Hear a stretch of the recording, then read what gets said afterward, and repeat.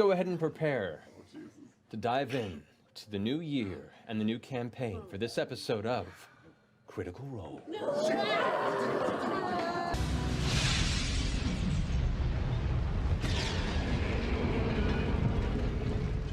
Welcome to Wildemount. The year is 835 PD, or post-divergence. This continent is divided both by jagged terrain and political powers. The Menagerie Coast, a collection of city-states united under the Clovis Concord, monopolizes the southwestern shores and ports of Wildemount, thriving on open trade and cultural freedom. Beyond the Sirius Mountains lies the massive region known as Wynandir, bisected by the Ashkeeper Peaks. Eastern Wynandir houses the expansive wastes and turbulent badlands of Xhorhas, overrun with all manner of beasts and terrors, relics from the final battles of the Calamity that ruined that scarred landscape.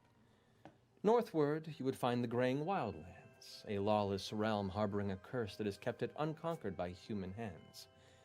However, this story begins in the territory of Western Wynandir, within the boundaries of the Dwendalian Empire.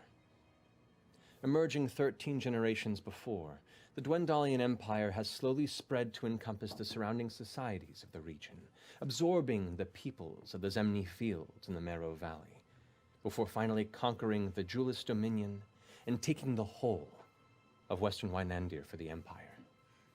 There will be no test. No. This is... let me continue. Under the rule of the current King Bertrand Dwendal, now in his 68th year, most are left to their own devices. You live as you did before. The crown only takes a tithe of what you produce and earn. You follow its laws, worship its gods, and bow to its installed local leadership.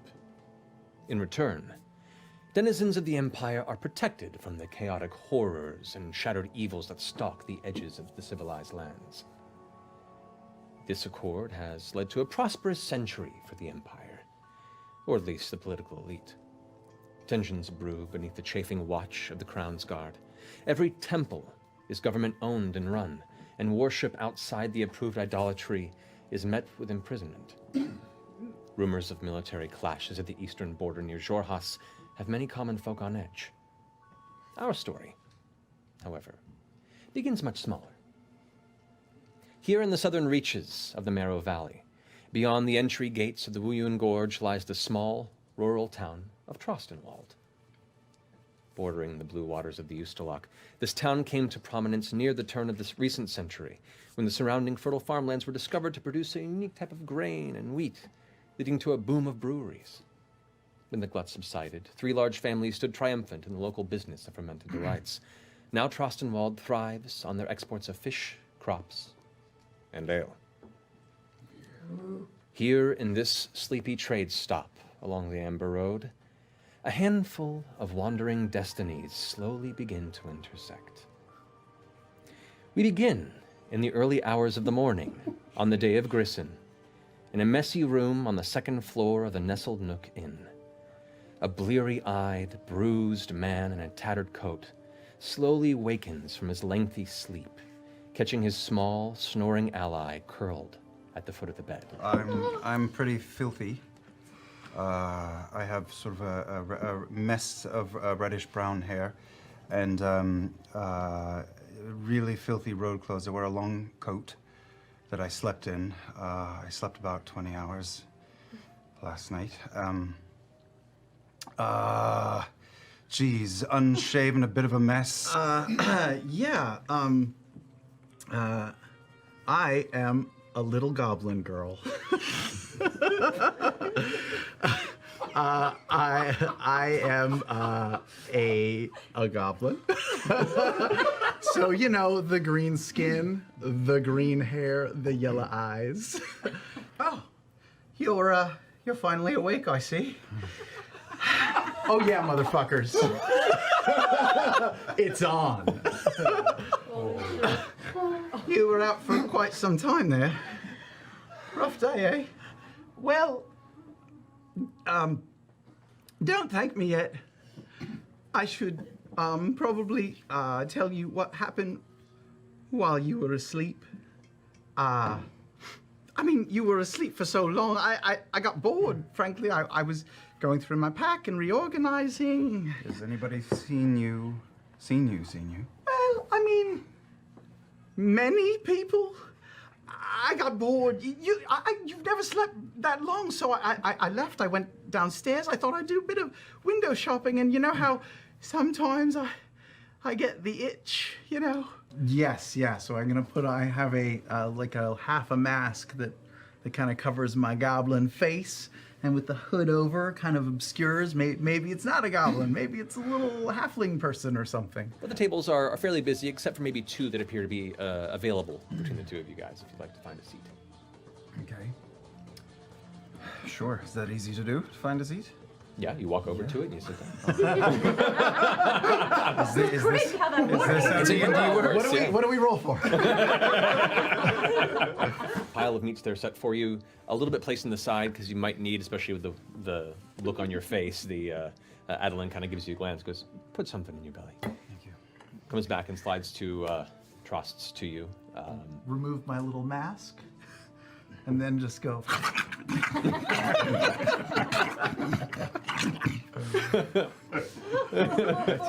I take the last piece.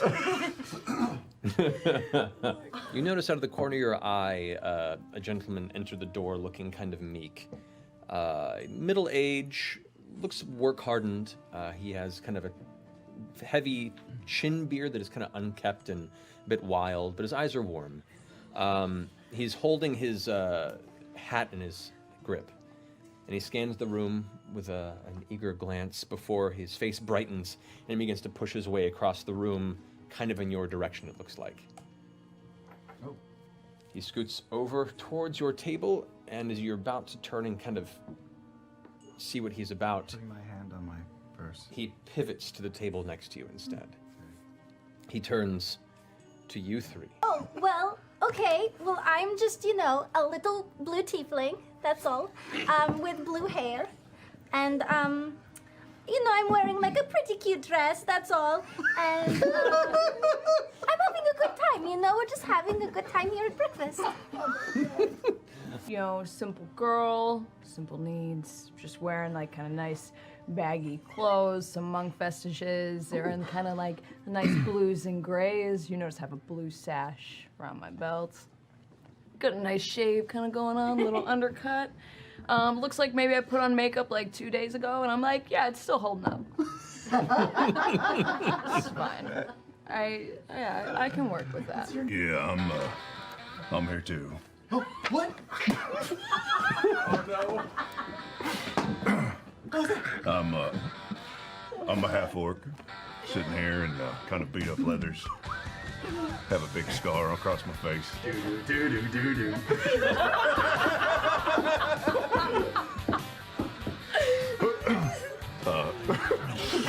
Green skin tone, and kind of got some like piecemeal armor put together and stuff. But my name's Ford.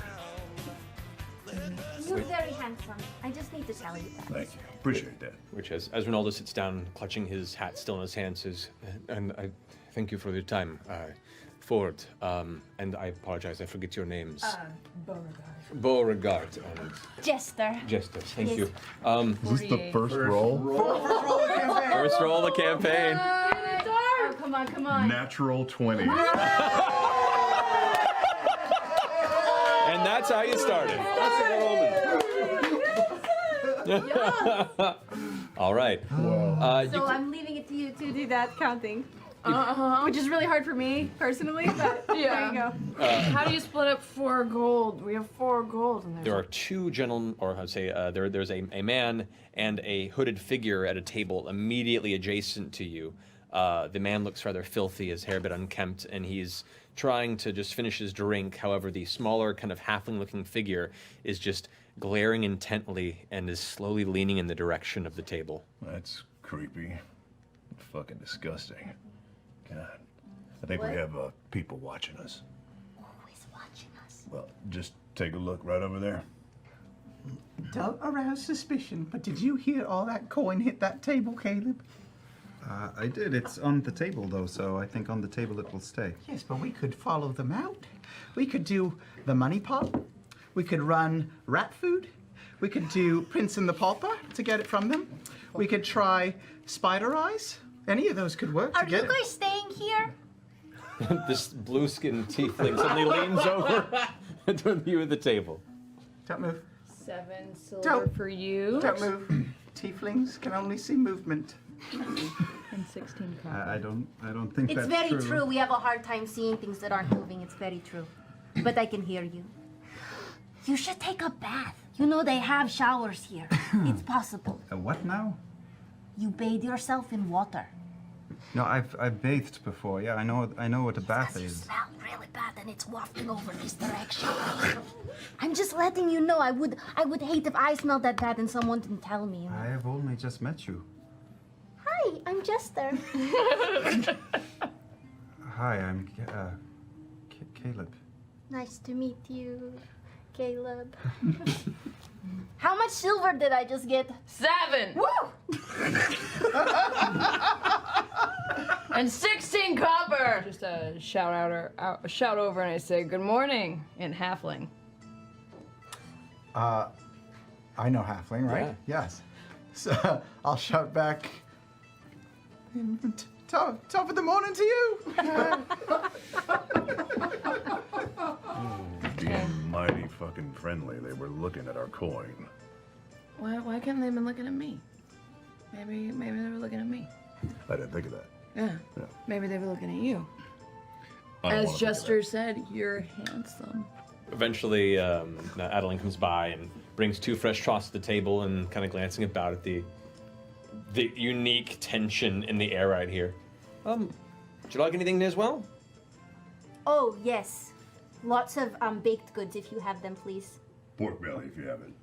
I don't think I've seen you eat anything other than pastries. I really like them. I'm kind of concerned for your well-being.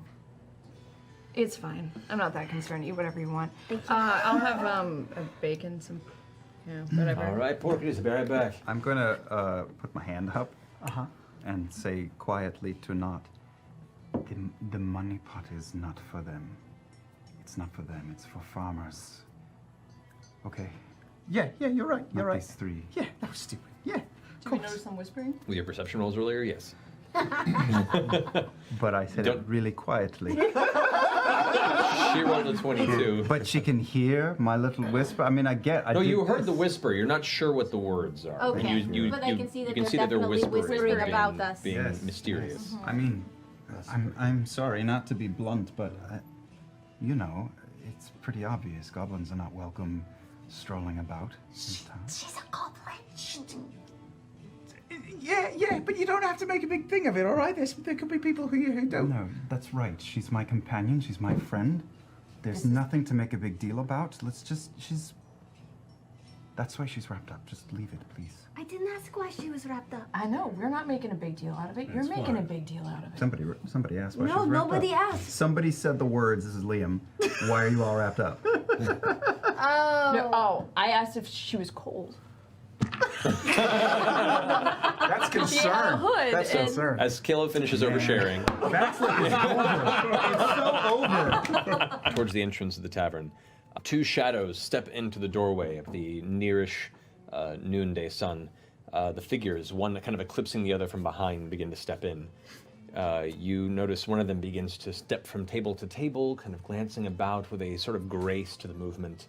The other staying a few feet behind. Taliesin, if you'd like to describe your character, please. Oh, wait, what? I didn't think we were gonna be so soon. I know. Neither did I. Didn't either. But here we are. A lavender. Damn it, Travis. A lavender tiefling with red eyes and curled, very pierced, extremely ostentatious horns that are just pierced with little gems and little baubles.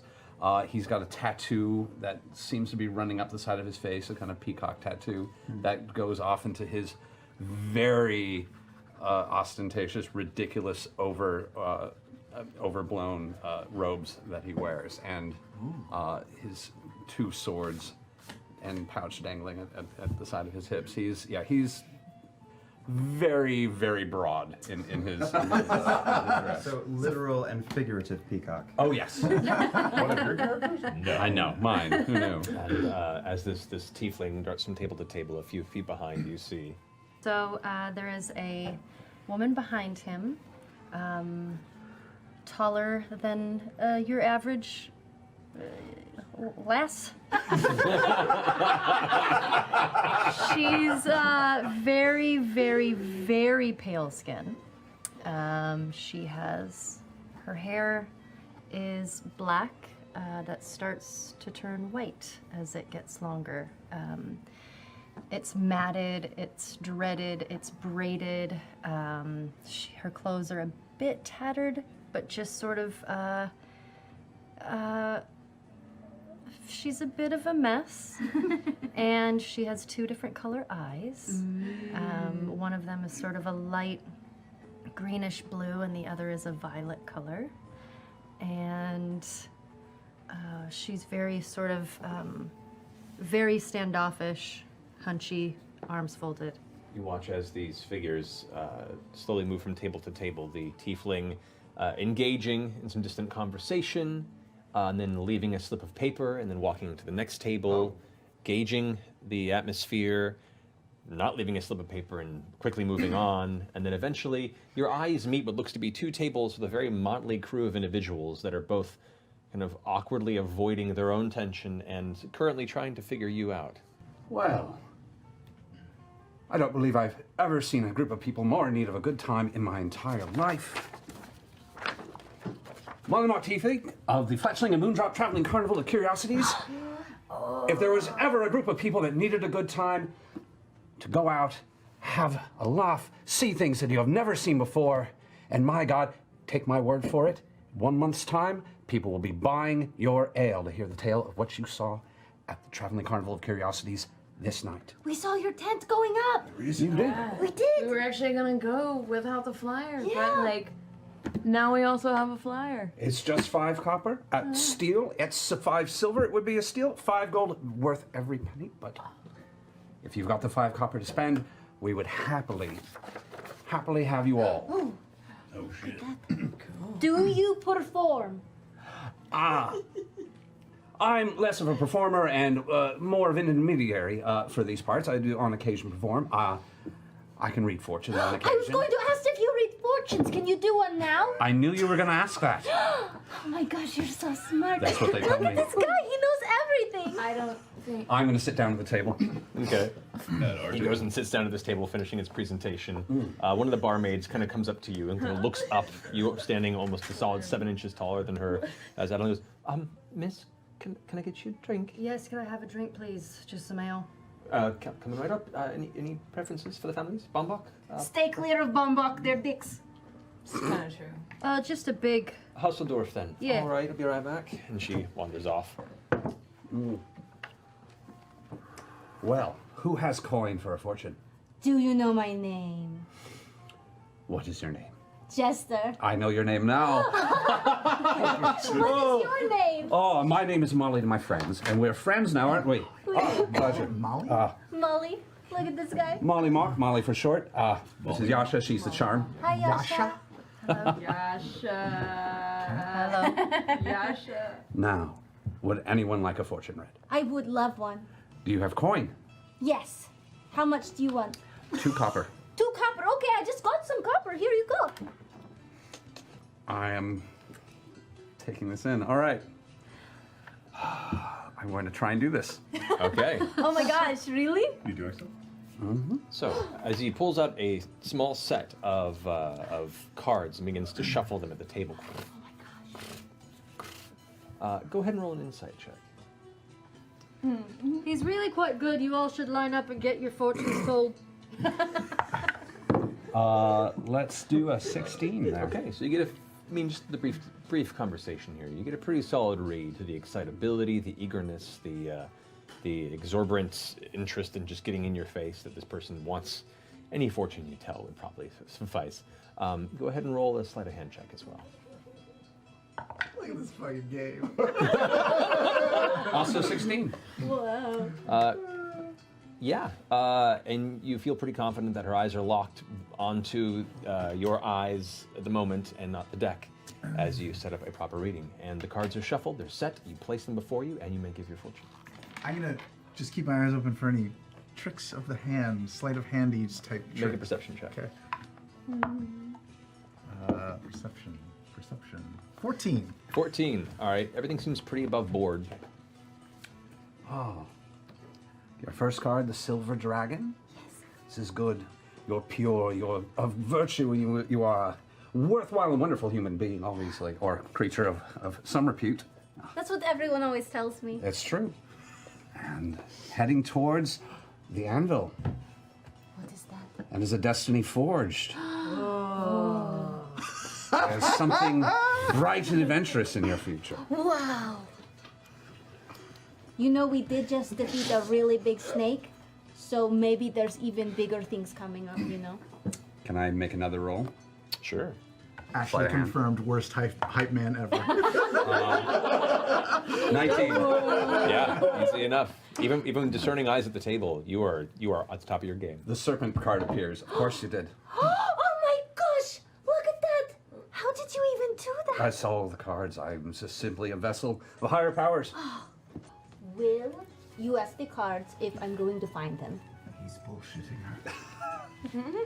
If you're going to find her, Him.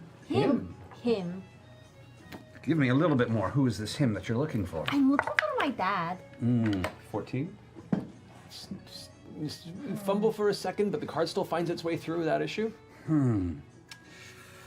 Pushing through. The eye card pulls up. You've already found the clue you're looking for, you just don't know what it is yet. Really? Apparently. That's what the cards are saying. Oh, wow. It's right in front of you. Does it say how long ago I found it? Because that's Sadly, I don't have that sort of specifics. That's much more expensive.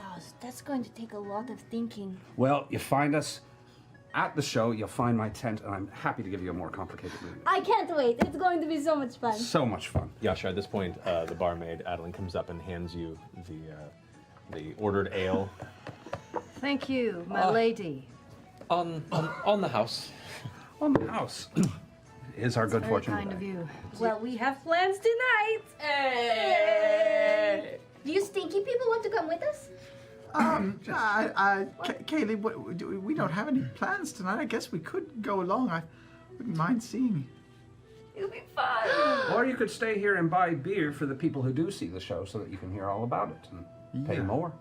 Yeah, we can go. This is going to be so much fun. Yeah, it sounds like a good night. Yeah. Cool. What do you guys want to do now? Do I recognize those cloaks? No, you do not. Okay. What? Okay. Why would you recognize the cloaks? Maybe I saw something. I don't know. No. I didn't see them last night? No. Okay. Oh, How do you know? Caleb knows everything about magic. He's been even teaching me some. He's real good. You should see him. He can. Caleb, are you going to go to the academy? That's silly. Why? He could if he wanted to. He's really good at magic. He can make a cat appear and disappear whenever he wants. Really? Is it true? A cat? You watch as just beneath the table, this kind of orange, kind of patchy tabby kind of leaps up onto the and begins to move. Oh, shit. What's his name? Oh, Or her name? well, it is a he. Okay. This is my cat Frumpkin. Frumpkin. Frumpkin, yes. Oh, can I call him Lumpy? You can call him Frumpkin. Look at this Lumpy! Oh. Made in England. That's not all he can do. Caleb, tell him all the stuff you can do. It's You know really why? impressive. Sometimes less is more. I can do things too. With magic? Yeah. Like what? Like, Not to me, not to me. Like, Yeah. oh gosh. Okay. Actually, these both. I'm going to use thaumaturgy, and I'm going to make all the windows in the place like open up really fast, like crash open. Okay, you watch as four of the nearby windows slam open with a sudden burst of wind, and all the various bits of torchlight that light the deeper, kind of more shadowed corners of the room suddenly darken and flicker. The music suddenly comes to a stop. Everyone kind of holds their position and kind of glances over to the table where you're all sitting. Jester, don't you remember us talking about keeping a low profile? You're right, I'm sorry. I use thaumaturgy and I close all the windows. They all slam shut a second time. The light flickers and then brightens back to its normal place. Everyone. Ta-da! Yeah! Yeah! Come see me tonight at the carnival. I'm really good. One really crotchety looking guy in his like early 50s with a super underbite, probably missing most of his teeth, just goes. No, I like to read. Yes. That's all. Okay. And I'm a bit of a self-starter, so, you know, I have to find. Good luck at the academy. That's Rafa here. Well, Do you know anything about it? I mean, because we're just going up. Just We know it's beginner's like luck. rich people that go there. We have to find a way to get you in. Right. Yeah. all I know is how hard it is to get into. Yeah. You don't have a lot of money then? Well, No. okay. Now you show what you got and we'll see who wins. I got a pair of 4s. I got 3 5s. Shit. So I think I draw all my this- short sword. I immediately grapple him. Make an athletics check. You make an acrobatics check. Acrobatics? Yep. 24. Whoa. Oh, 14. Whoa. So the female goblin draws a short sword. You reach out to grab, and she slips out of your grasp and is now holding the blade at the edge of the table. You're cheating. Somehow you're cheating. Not. That's fine. That's fine. She won the 2 silver. My 2 silver pieces. We'll just leave it at that. We don't. I'm sorry.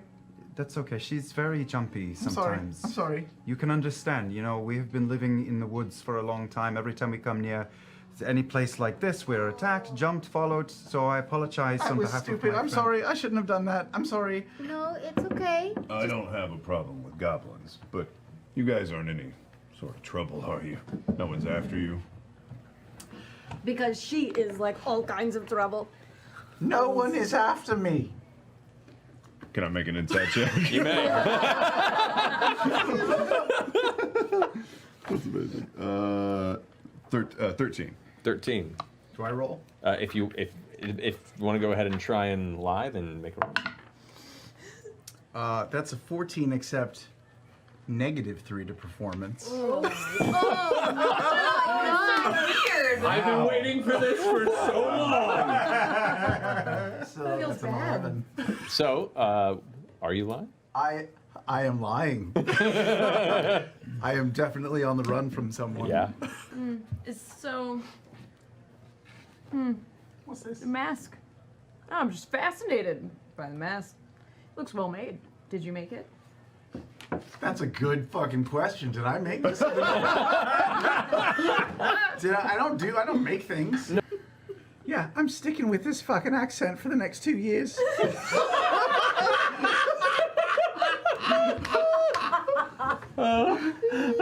Laryngitis every Friday. Oh my god. That's so great. I'm sorry.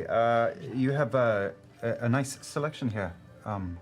Do you mind if I ask? I haven't seen any other booksellers of any kind in town.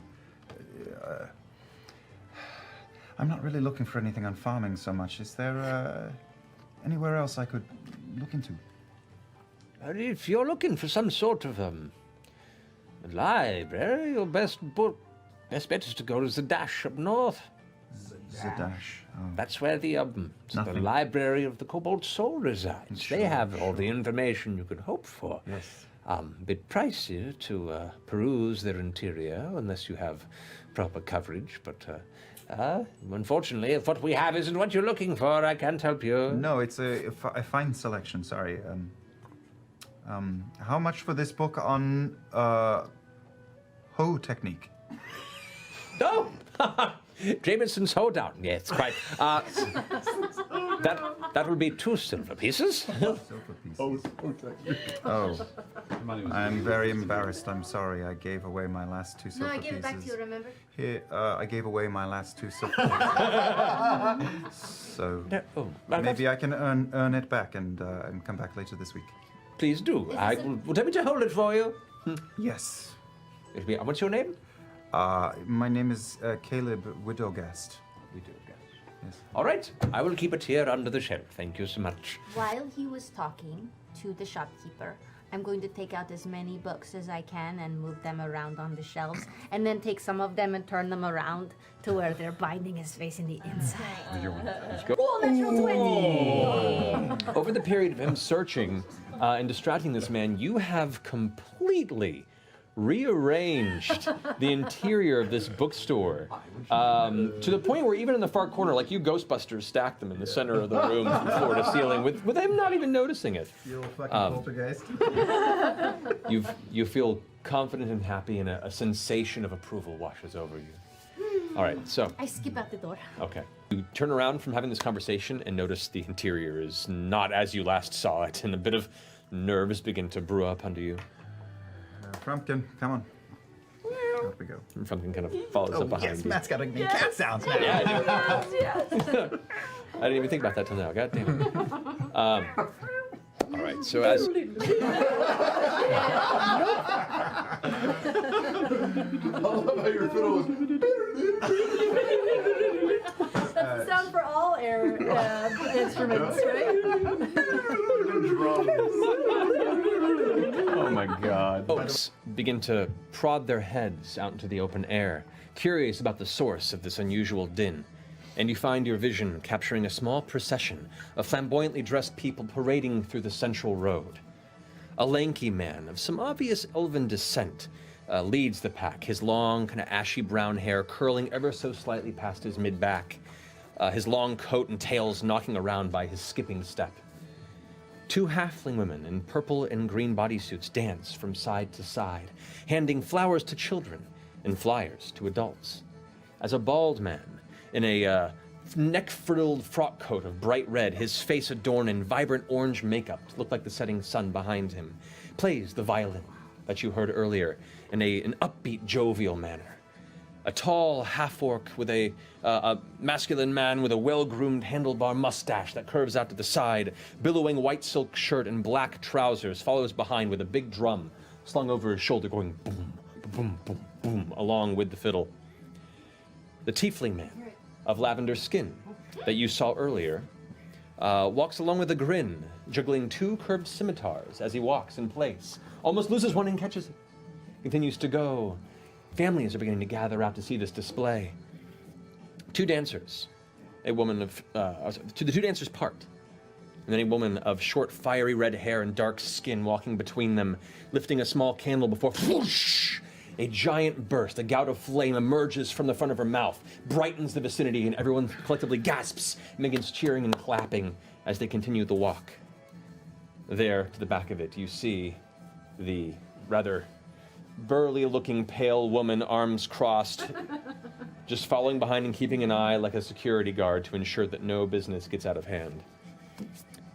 The gasps and the cheers begin to follow, and as the procession continues down its way, the families and civilians begin to gather and follow behind. As the last bit of the sun sets behind the mountain range, the torches glowing, the procession curves through the center of the Lockward to the edge of the Ustaloch itself. Through the fishing village, more folks begin to gather. People following the parade, you see faces eager for this fresh form of entertainment. Children laugh and chatter excitedly, while the Crown's Guard, in their familiar bronze and vermilion uniform, try to maintain order between themselves, being quite curious or visibly mistrusting of these hooligans that suddenly have usurped the evening air. The procession continues toward the eastern side, out along the southern edge of this Lockward, to the Ustaloch southern place, towards the new, completely constructed, large, dark blue tent. Lengthy streamers of white and silver flap with the cold winds from the top of the structure. As you guys walk, you watch as the horned tiefling you had approached earlier slowly saunters up to your side, you recognizing these individuals you had spoken with earlier. I go, Molly! Molly, hey! Oh, it's my Hey! favorites. Hello. It's us. We game. I'm so glad you all came to see the show. It's going to be great tonight. It's gonna blow you away. The hype continues. So you're gonna love it. First show of a round's always the best, without fail. But where are the best seats? Well, I'm always partial to the front. Yeah. Okay, then you're right in it. If something goes wrong, it's nothing between you and whatever terrible, bloody mess is going to happen. It's just the best. What? Nothing. You're fine. It's gonna be great, but before you go in, I do have to give you guys a pat down because you can't go in with any weapons. At this point, a voice rings out behind you, and you see as the Carnival Master Gustav kind of glances over his shoulder, goes, "You two, skip ahead quick. We need to go ahead and set up. It looks like we're already having quite a few people excited to come here. So at the door, interior to set up. Meet us at the front. Actually, you know what? You'll be on guard duty. Need a little extra change on the side. Card duty it is. All right. Folks, excited for your patronage as he spins around and addresses the whole crowd now. Says, enjoy the night air, walk slowly. We need just a moment to set up. And the half-elf man kind of bows and tips his large, it looks almost like a top hat, but it gets floppy towards the top and kind of flaps forward and puts it back on top and begins sauntering, continuing the music, but picking up their pace to get ahead of the crowd as they draw you all slowly towards the exterior tent. As you guys begin to approach the outside of this large, dark navy tent, people are being inspected and ushered through by the well-groomed half-orc on one side and the pale woman, Yasha, who you met for a second time approaching the outskirts of this carnival, with entry fees being collected by both as people begin to pass into this large structure. A few feet off to the side, you see a small crowd gathered around Mollymock, who is sitting atop a small blanket and has cards splayed before him, a similar set that you saw Jester toying with earlier, and a farmer sits across from him, listening intently. All right, so, what can you tell me about this here cough? How long have you had it? Oh, going on like 3-4 months? It looks like it's getting better. Oh yes, does it feel like it's getting better? Oh, right now, yeah, I did. Yeah, look at that. I would maybe breathe a tincture or something. Maybe you should get that looked at. Right, from who? What do the cards tell me? Some sort of physician, perhaps. Right, of course. Oh, thank you. Thank you so much. And he places a Platinum Dragon be with you, thank you. stands up. Oh, dear, a physician! And he walks off. It's good to see you all here, though. Yeah. Here's the thing. Some of us have weapons that we don't want to like pass away to other people. So how much of a chance is it that we could get through without having to do that?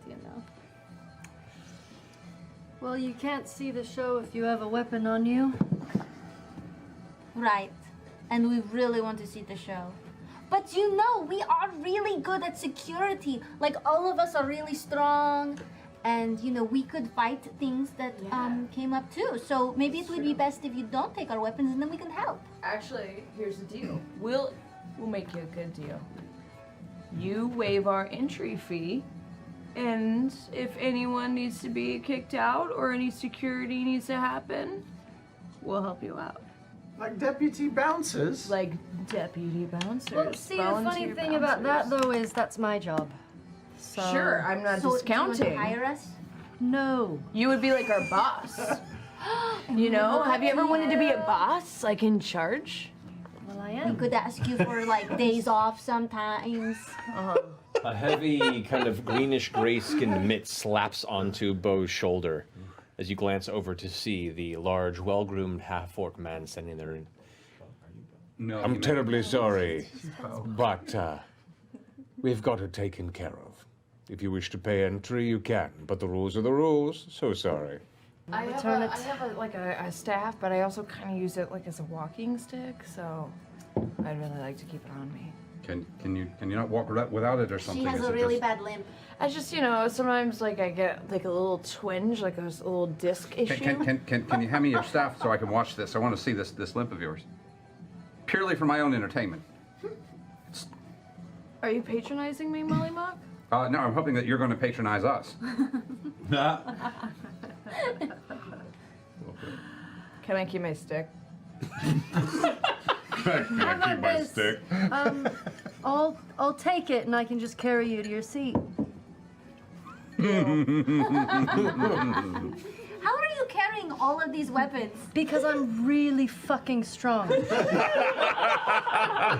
You see him slowly pocketing this crossbow. No, with no. Little girl, I'm just a little girl. give me your other weapon. This is a toy for little children. All right, here. I'm sorry. Are you keeping track of what goes with what person? Because it's a lot. She's very good at this. I'm very good. What do you pull out? My falchion.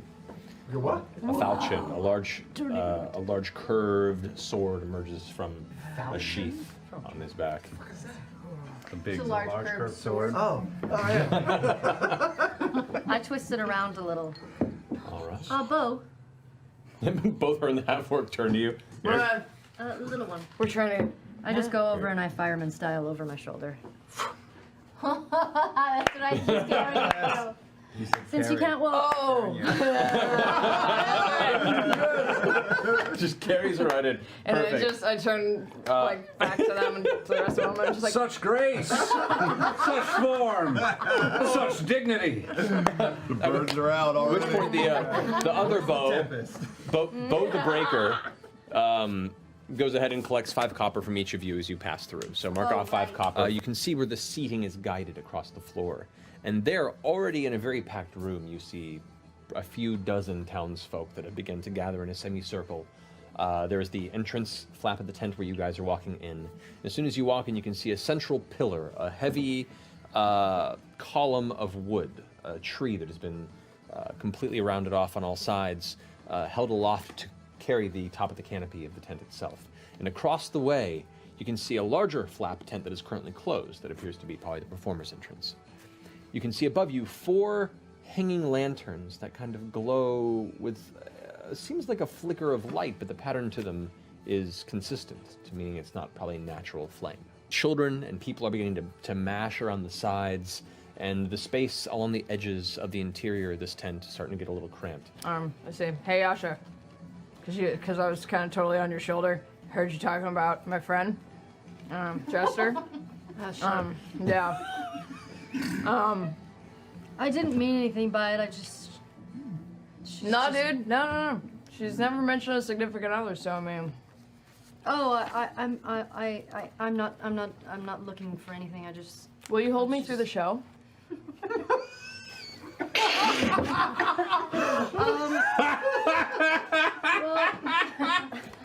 Oh my God. Cradle me? I mean, that's an extra charge. We do that, though. How much? Well, it's an extra 5 gold pieces. Gold? 5 gold? These arms are worth a lot. It's a very swaddling hug. You've never experienced anything like it. It's gonna be. The full experience. It's the best way to see the show if that's how you want it. Everyone begins to kind of crowd and whisper to themselves. Eventually it begins to quiet a bit, everyone having their seats.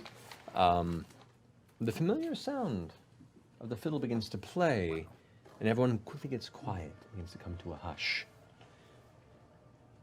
The music seems sourceless in the interior of the tent. Everyone begins to look around to see where it may come from. You hear points of hushed looks pointing off in different areas, and at the top of the tent you see, seeming to stretch and fall, like a slow drop of water. The man in red you saw earlier descends from the top of the tent, but now dressed head to toe in a matching deep blue outfit and full makeup, to where he just sort of appears out of the canopy of the tent. He hangs from a rope by one foot. It's wrapped around and kind of clutched as his foot catches the edge, playing his violin ever so slowly as he carefully descends, and then at the last moment releases the rope and lands on his feet, continuing the music he's playing. He slowly spins as the longer-haired elf leader of the earlier parade that you saw, the one that had barked back briefly to your two new friends over here, enters the tent from the distant flaps of the performer's entrance. His head now sporting that same tall hat, flopping backwards at the apex. He extends his arms, removing the hat, and takes a deep bow as the crowd begins to clap. Ladies and gentlemen of Trostenwald, I am Carnival Master Gustav Fletching, and allow me to welcome you to the Fletching and Moondrops Traveling Carnival of Curiosities. I ask you, each and every one of you, hear some children giggle as he kind of makes eye contact, grant us your imaginations this eve for but a trifle bit of time, and allow us to reveal a realm of laughter, mystery, danger, and beauty. I see you've already met Desmond, and he gestures towards the man in all blue who's playing the fiddle. He'll be part of our story tonight. So keep a wily eye for the shifting fool. But first, I tell you a tale of two sisters of the Fae. As Desmond slowly leaves the tent, you see two armored guards by where he is now have entered. To the Crown's Guard of kind of stepping by the entrance where you walked in and kind of watch him pass. Lost without form into the mazes of the underworld. There, where the body would break, they found a teacher in a mystical serpent. And the gift they received was the ability to bend with this maze that captured them and slither their way back to the surface to reclaim their place in the world. May I present to you Mona and Yuli, the Knot Sisters. As he slowly backs through the performer's entrance, the two halfling dancers you saw earlier in the full-body suits emerge from behind the carnival master as he discreetly exits. They sport serpentine makeup, scales affixed to the sides of their face and arms. Approaching the central spire, the pole that holds the tent up. One immediately leaps onto the shoulders of the other, bending her back a near impossible amount, creating this humanoid sculpture that you see the front row kind of cringe at the idea of the pain that would cause an average individual. But these halfling women are very nimble and able to create almost a single form out of two bodies. Their rigid form becomes fluid to the eye as they move and shift the music. The violin now sourceless once again, not seeing where this Desmond is placed, but they seem to move as it picks up speed. I was expecting more Ringling Brothers, actually. Suddenly, the top one folds over and slams into the ground, tumbling across the center in a wild display of physical control. The two of them begin to tangle and wrap like two battling snakes, their bodies seemingly disconnecting from the rigid halfling forms you had seen, and you swear for a moment becoming serpentine-like as they intertwine around the base of this pole. It's beautiful and violent at the same time. It's off-putting. And watch as they curl around the base of this pole. The lights above begin to become a dull greenish blue and get darker and darker, presenting this imagery of the underworld. One by one, they silently tell a tale of struggle, crawling across one and the other, one at a time, using their serpentine-like forms as this extending ladder, folding over each other as they use every muscle in their body to cling around this pole and ladder step up like a snake. It's a very strange but alluring sight and you can't help but notice that you forget that these are two halfling girls, and you find yourself pulled into this wordless story they tell of climbing back to their place, to the surface, towards the dark sky of lightless blue cloth, as the baubles that contain the interior light of the tent begin to glow brighter and brighter. Their climbing become more fevered. The two of them, arm into arm, leg into leg, rolling up and swirling, until eventually at the apex they grab each other's arms around the pole before spinning downward, back to back, legs outward with a rapid pace, the music coming to a full crescendo. Like a maypole, they both curl and twirl and then tumble to the ground before the audience with a flourish, arms in the air, and the audience erupts in applause as they both begin to back away with smiles on their faces, nodding to each other. Gustav emerges once more from the performer's flap. The fool appears at the back entrance again, taking an ominous tune with his violin this time. His outfit no longer blue, but deep set black. The hanging lights darken once again as Gustav takes the center stage. In a flash, beyond the ash, the gods all went and gone. The darkness came to grasp, reclaim, and suffocate the dawn. Suddenly, out of the darkness behind him, a burst of flame lights the room. But from that night, a burning light doth keep back shadow's bane. Her strength to fight will set alight the morning sun again. Ladies and gentlemen, I present to you Orna, the Fire Fairy. And Gustav leaves the tent once more. As you watch, a pair of metallic fans, alight with flame, now frame the beautiful woman of short red hair you had seen before in the procession.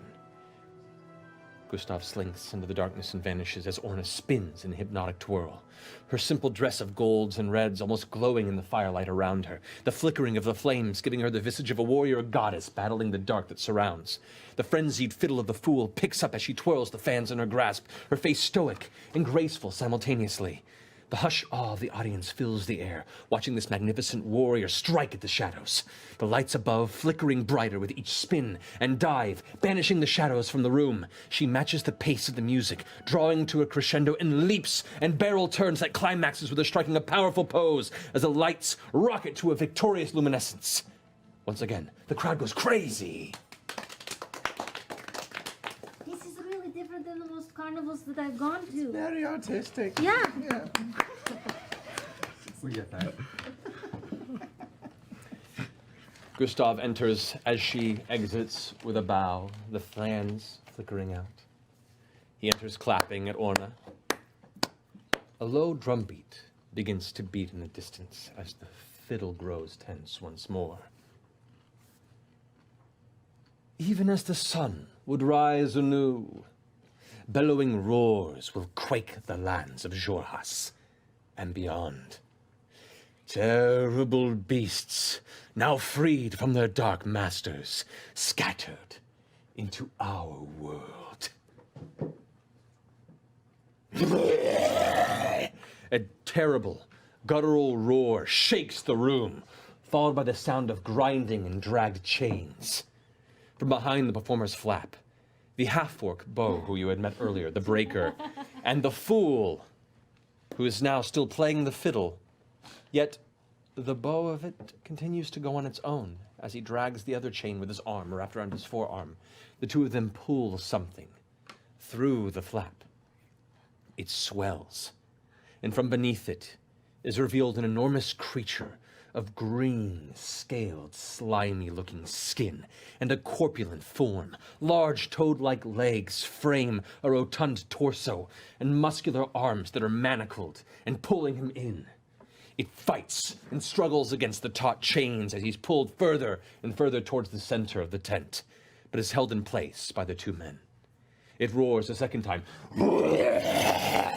The front row immediately pulling back and screaming. You hear kids begin to cry. A handful of townsfolk shoot to their feet, grasping their children in fear, preparing to run. Gustav continues, seemingly unflinched by its approach.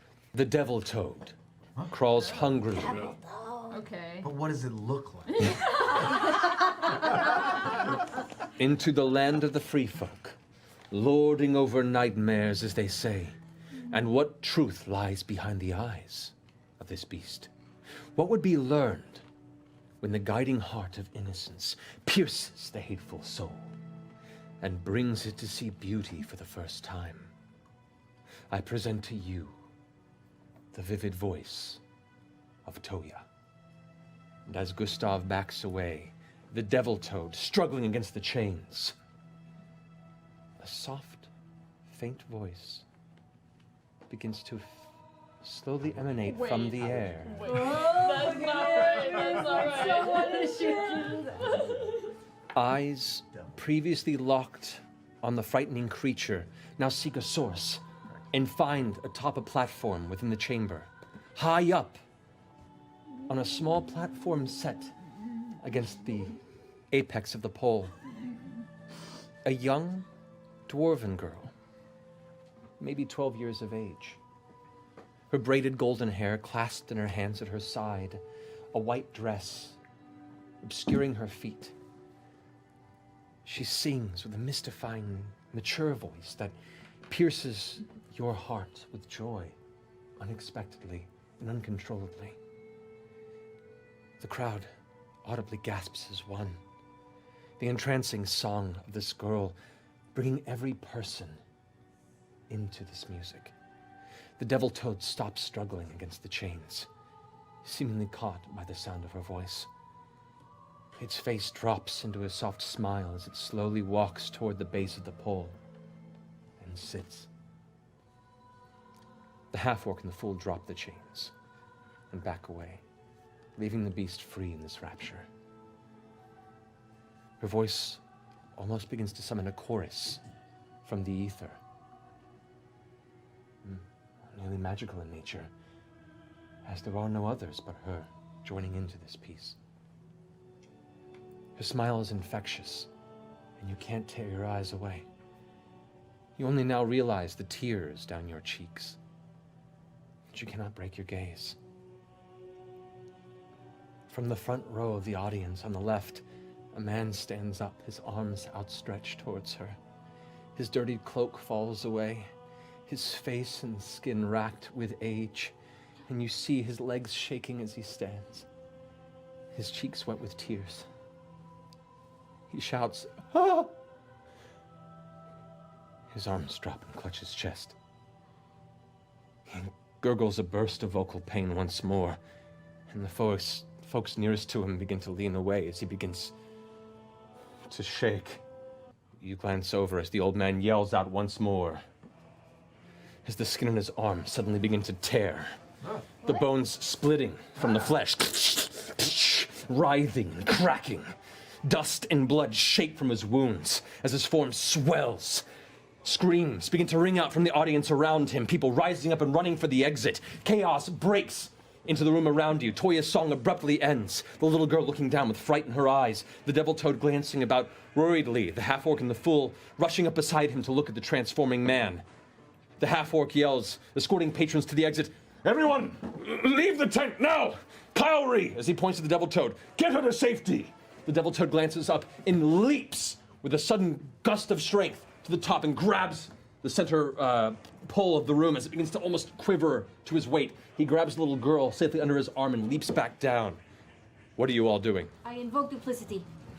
You watch as her form suddenly dissipates into multiple, seemingly copies of her form of Jester. Yasha, we're gonna need those weapons back. I turn to Mollymauk. I go,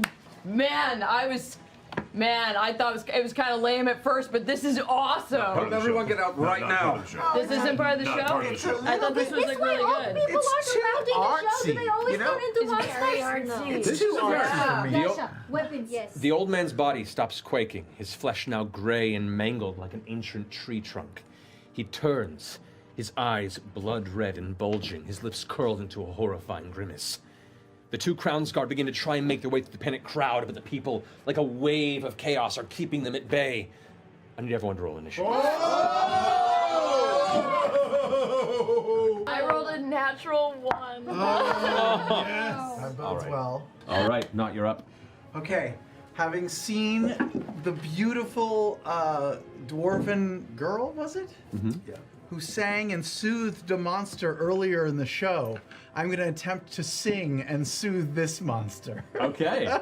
So I step forward and I open my mouth and I say, and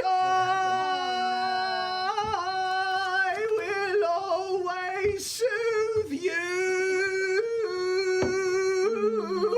Can I shoot an arrow at? He's killing the memory of Can't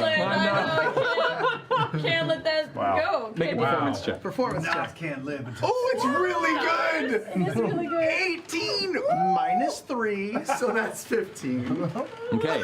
As you're singing out this discordant sound, nearby folks are covering their ears and glancing back and looking in surprise at this strange creature giving off this. Does it this die? horrible- No, however, it now ever taking a few hits nearby, its red eyes, or at least one red eye, like slips over to look in your direction. That's as much of an effect. Fuck!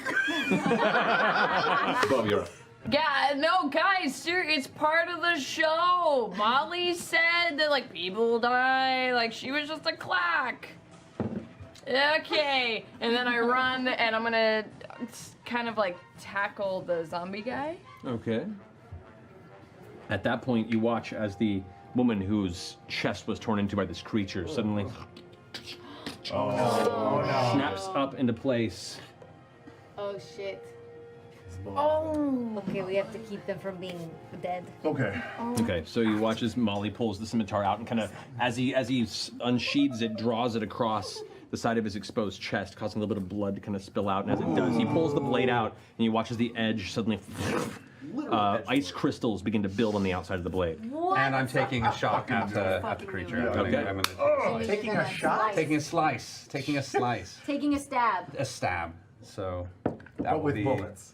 Oh, yeah, with bullets. Ooh, that's good.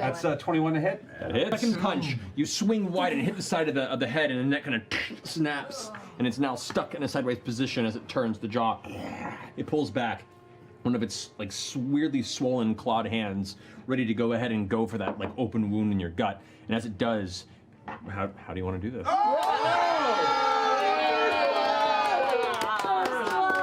First blood. I'll like do the uppercut with the other one and the one that has like its teeth in it. I want to go kind of right in between the bridge of the nose and like get the teeth right in the eyes and kind of just like break the nose bridge kind of into the brain. All right. You know that thing? Yeah. And as you do that, wham! You slam into its face. You watch as the skull caves in, the teeth piercing both of the red, bulging eyes, and with this horrible sucking, kind of sighing sound, it falls onto its back, no longer moving. The shadows released. I like grab my gash and fucked up ribs. At this point, the current threats are down, and the crowd is just screaming and rushing.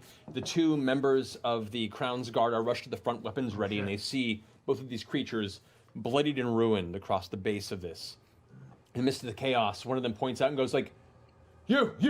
Stay where you are! And you watch as the rest of the crowd slowly pushes through. You see as Gustav manages to make his way in and goes like, Dear God, what's happened here? Looks over towards Bo, the breaker, the half-orc who's now joined the rest of you, and goes, Sir, I don't know how I got in here. and everyone kind of looks around back at you.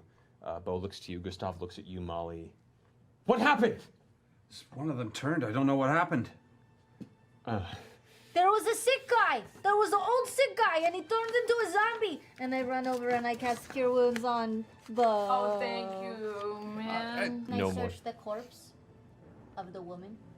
As you can. As you go to move to it, both of your forms kind of merge. The Crown's Guard goes like, Don't move!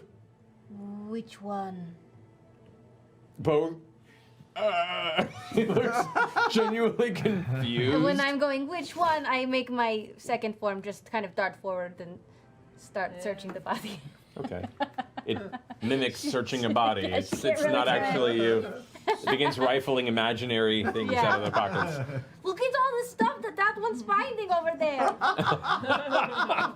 Can you turn and look? And I try to search the other guy. Make a deception check to try and try and deceive him to glance over. Not bad. Hey. 19.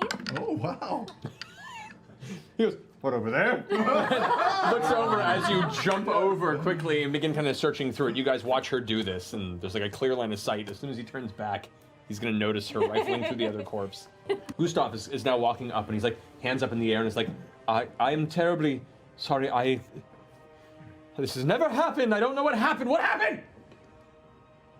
We've never seen anything like it before. He gripped his heart and fell over and turned into that thing. It was when. What's with the? It was when Toya started singing. Yeah, what's with the dwarven girl? Why? Nothing like this.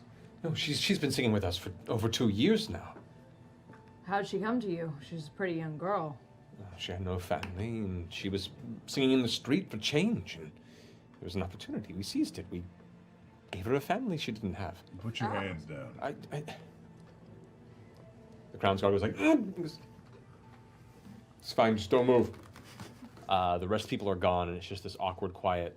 And at this point, you watch as Orna, the fire fairy who had previously performed, kind of walks in and goes like, I'm sorry, what has happened here? Your little dwarf girl was singing, and she turns people into zombies. I feel that was entirely coincidental. I'm really not sure the two things are related. We just had this.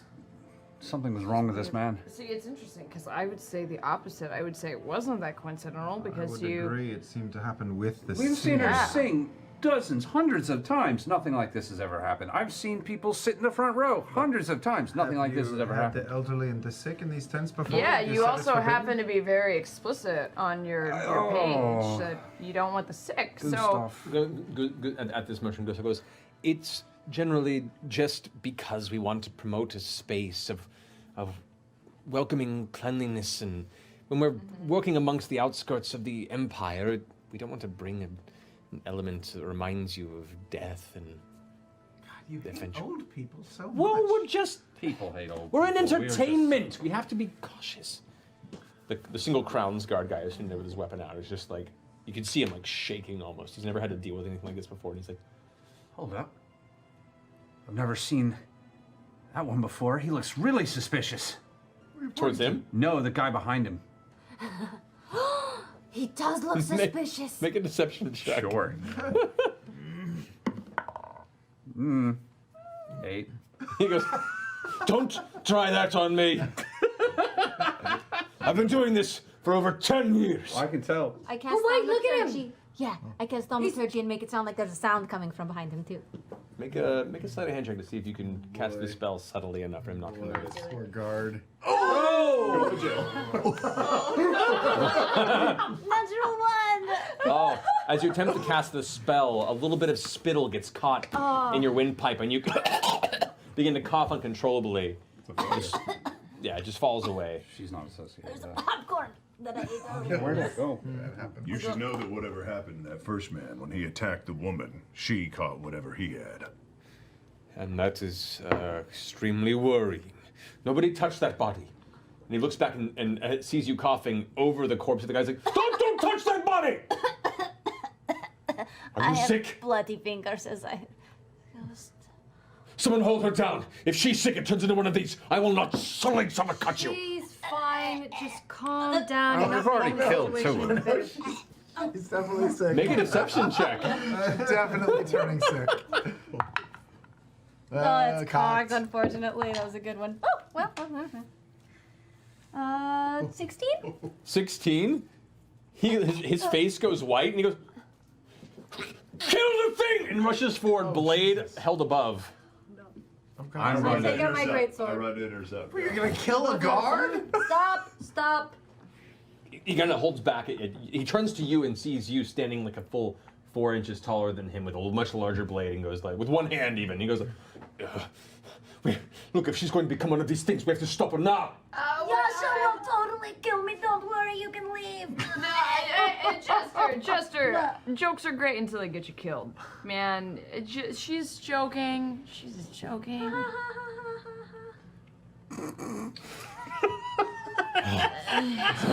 He like rubs his eyes. You can see him like now that he's closer to you, you can see he's sweating. He's scared. He's generally trying the best he can to use whatever training he's received to deal with a scenario he was not trained for. This is the King's Guard guy? One of the Crown's Guard. The Crown's Guard are yeah, they're all generally hired and trained militia that are sent amongst all the cities to keep the peace. What's your name, man? Yeah. Wow, he's really shook up. Yeah, Oh, what's James? Flynn. Flynn. How long you been doing this? You said 10 years? 10 years, 2 months ago. 10 years. Happy 10-year anniversary. Yeah, congrats. Did you get like a nice watch or like a commemorative tankard? They don't have watches here. Shit. Did you get a commemorative tankard? Forget the watch part. No. Don't move. I'm not moving, man. Hey. Hey, Flynn. Hey, Flynn. Hey, man. How about first we put the swords down because we kind of like All of us have our helped. weapons down. Yeah. You're fine. Are any of us high charisma? At this point, Because it don't seem like it. the flaps at the front of the tent, the entranceway, fold in, and you watch as 1, 2, Oh, shit. 3, 4, 6, 10 Crown's Guard begin filtering into the chamber. He watches one man who, the one who has his helmet off and kind of under his shoulder. He's maybe in his early 40s or so, very short brown hair with patches of gray, somewhat jaundiced skin. Molly, you've encountered this man once before when you entered the city. He approaches Gustav right now with a commanding voice. I had a gut feeling that you were nothing but trouble when you came into our town. Gustav turns around. I guarantee to you, my friend, I have no idea. What happened here? The Crown's Guard has been shaking, turns around and goes, Sir Flynn, there was a creature, this carnival seemed to create some sort of terrible entity that killed and then created a secondary beast. I watched it with my own eyes from the back row. And the man turns back towards Gustav and the rest of you. And who else saw that? We did. Well, we saw an old guy turn into a zombie, but it's possible that he just died because he was old, and then he had the zombie curse on him and just turned, you know? Because that happens a lot. Gustav, it's no use. We've been found out. Our terrible plot to make a zombie rampage through our carnival has been discovered. Whatever will we do now that we've been discovered for our brilliant plot to make a zombie ruin our circus? Flynn turns to you and goes like, put your weapons down, we will arrest you immediately! I'm literally holding nothing but my hands. I mean, I'm sorry, but we are basically a group of strangers. Most of us don't know each other. We all have the same story. There was a show, an old man became a thing, and we helped destroy it. This one destroyed it. What more do you want from us? It ruined our show. Flynn turns back to us. Watchmaster, what should we do? And the man with the helmet under his arm walks forward, walks to Gustav and gives him one look over. Still a few inches shorter than him, but looks at him with a sense of purpose and social status that has a sense of disinterest and disrespect. You, sir, and your orc, and your circus are considered currently under arrest. Who else belongs to your merry band? He looks about at this and Gustav goes, the orc,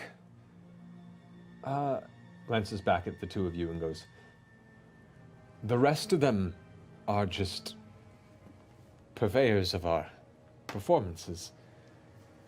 He was just joking earlier, right? Make a deception check. Oh. Oh boy. Nope. Oh no. And you Is that a 1? Yeah, are also Under arrest. Oh no. Oh no. The rest of you, what are your names? Shirley. Temple. Caleb Widowguest. You're not supposed to tell them. Bo, same as him. Bo. I am Bo. Pointed to me. With the NPC, Bo, but it works. Using the holodeck, man. Here's the thing, oh, it's Mary, by the way, but, I think I know who might know what has happened here. Do you? Tell me. I'll have to go Mary. get her. And who is this? She is the singer that made this all happen. Flynn, escort this woman to retrieve this individual she speaks of. And Flynn kind of nods and walks over towards you. She's really shy though, and I hear she only talks to tieflings. So you should probably send Stay where you my brother are. along, because he's really good with that stuff. With that. Try not to stab any random people on your way there, Flynn. You're doing good. My men tell me that the rest of you helped destroy these fiends. Is that correct?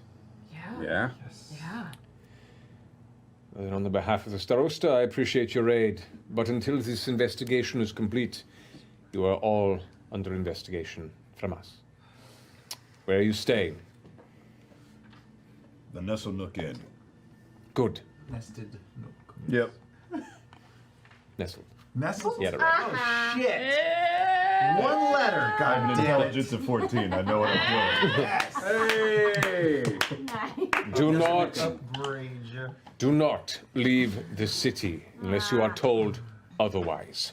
Should you do so, I have your names, and I can have the full might of the Cerberus Assembly track you down. You, Flynn, retrieve this girl. While you all stand in this tent, Flynn approaches you and kind of walks a little bit behind you, weapon drawn, but at the side. Do you lead him out of the tent? Okay. So you walk to the performer's flap, and as you walk out, you can see kind of backed up into the number of tents that are set up, and some of the carts. Other members of the circus are hiding, and as soon as you exit out the front and they see you before the Crown's Guard, they all immediately scatter and vanish into the nearby shadows out of sight.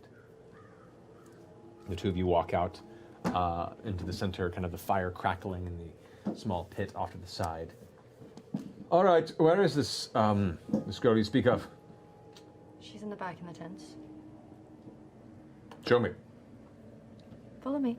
Okay, he follows you. Which tent do you lead him to? Back over here. Over here? Yeah. Okay, there's a larger tent. As he walks by your side, there's the flap. It's slightly open. Seducing. I know, right? He walks in. Go get her. She won't talk to me. She's too scared of me. All right. Gets his weapon ready, and he just kind of walks into the tent. I close the tent and I take off. Okay. She's so smart. There's a few moments before in the distance you hear a voice say, "The tent is empty. What are you talking about? Hello? Hello?" And you don't look back, and you just run into the darkness of night, into the marrow fields, and disappear. But that's so mysterious. That's ruddy mysterious. While that was happening, I would Ruddy also, mysterious. I'm close to the edge of the tent, and at some point I just summoned Frumpkin. I have up to 30 feet outside the tent. So Frumpkin's out there. Okay. Within 100 feet. Frumpkin keeps watch. The Watchmaster, as you heard him notified earlier, turns to the rest of you. So, the investigation will begin. If any information comes to light that could alleviate you of the charges brought to this carnival, come to me and let me know. If you have no answers before we complete this investigation, then I believe you all will fall into the judgment. Next time we don't help. That's what it comes down to. I know, we got paid the Just first get the time we fuck out. helped, and then we got arrested the second Yeah. time. I don't know what lesson Just to say learn. okay from and this. let's leave. Yeah. So, The guards escort you out of the tent. Molly, you're stuck behind with Gustav and Bo the Breaker, with a guard of 5 Crown's guards set to keep watch. As the rest of you are set to the city, the Watchmaster turns once more and says, "Remember, you flee. I'll find you." And that's where we'll end the wonderful night. Sleep well, and is it Thursday yet? Good night.